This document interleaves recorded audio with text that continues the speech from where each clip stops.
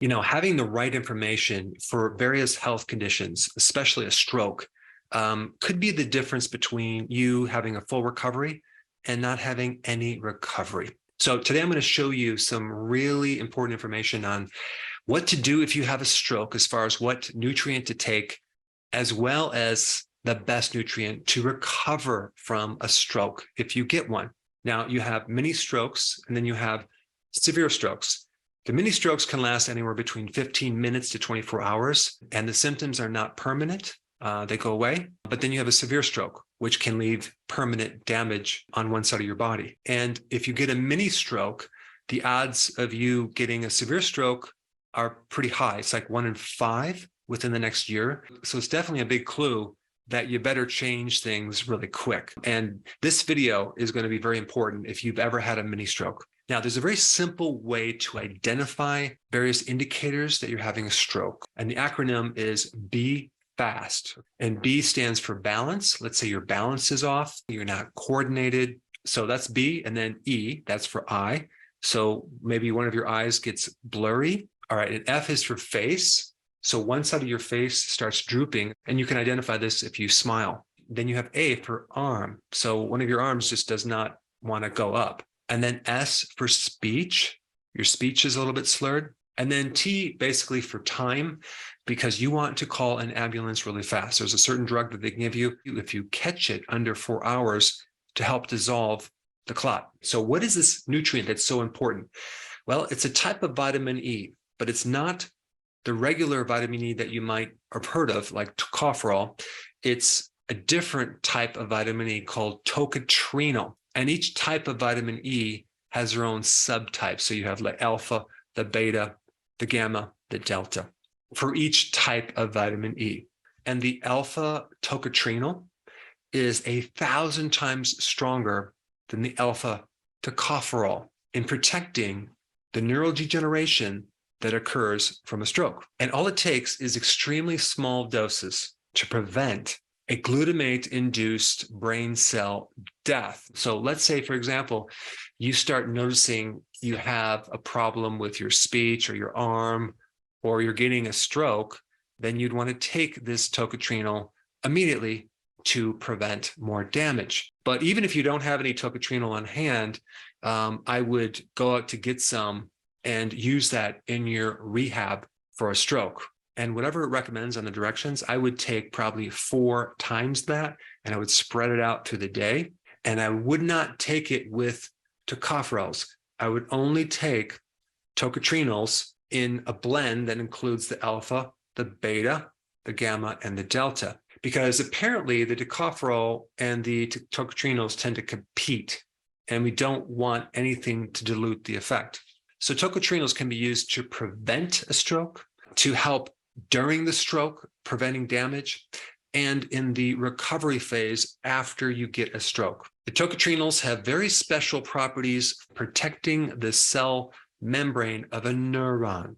So it's also good for other things like Alzheimer's, Parkinson's, dystonia, which is this involuntary movement or twisting motion. It's also very beneficial for ataxia, which is this condition where you are very uncoordinated. Your balance is terrible, and you're falling and you just don't have the balance because there's some type of damage in the back part of the brain called the cerebellum. And it's also good for another condition called dysautonomia. Okay. So basically that's a dysfunction of your autonomic nervous system, the sympathetic and the parasympathetic. If there's one of these two systems that are working in overdrive or not working strong enough, vitamin E is what you should take. So one example would be, let's say you just can't sweat no matter how much exercise you do. Another opposite condition would be you just sweat all the time and you can't control it. That would be an example of dysautonomia. Another condition would be called POTS, okay? That's a condition where you can't even stand up without, passing out. It's a severe problem with the autonomic nervous system. And I've talked about that in a lot of videos. B1 is very, very important, but also vitamin E in the form of tocotrienols. And one last thing that tocotrienols are really good for, it has nothing to do with the brain, it has everything to do with the heart, okay? As in like a heart attack. So you can look at tocotrienols as a natural version of nitroglycerin because it's very powerful in increasing the oxygen to the heart muscle itself. Now, vitamin E in general is necessary to allow the omega-3 fats, especially DHA, to work in the brain. So if you're deficient in vitamin E, you could be taking a lot of fish oils and DHA directly and not notice a lot of change.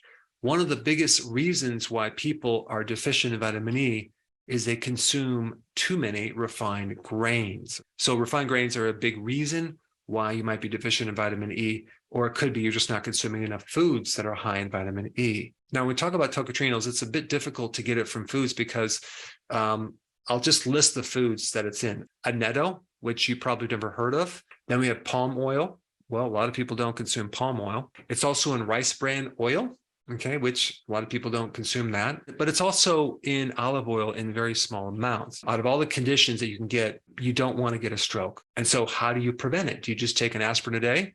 Well, you should check with your doctor with that, but there's some recent information about aspirin that could be damaging, especially if you have a hemorrhage type stroke where there's a bursted blood vessel and then you take an aspirin and it causes more bleeding in your stomach and other parts of the body. I'm not telling you not to take your aspirin, but just check with your doctor and then get the full information on if you should take it or not. But there's some natural things that thin the blood, like garlic, that's one. Being on the ketogenic diet and getting the sugars out of the diet, which is one of the deeper causes for a clot or a plaquing or the formation of a plaque. Omega-3 fatty acids, okay, fish oils, very important. Cod liver oil is really good as well as getting rid of the omega-6 fatty acids, which is in a lot of restaurant foods. And it's hidden in the soy oil, in the corn oil, in the canola oil, in the safflower oil, the sunflower oil. And they can create inflammation in the arteries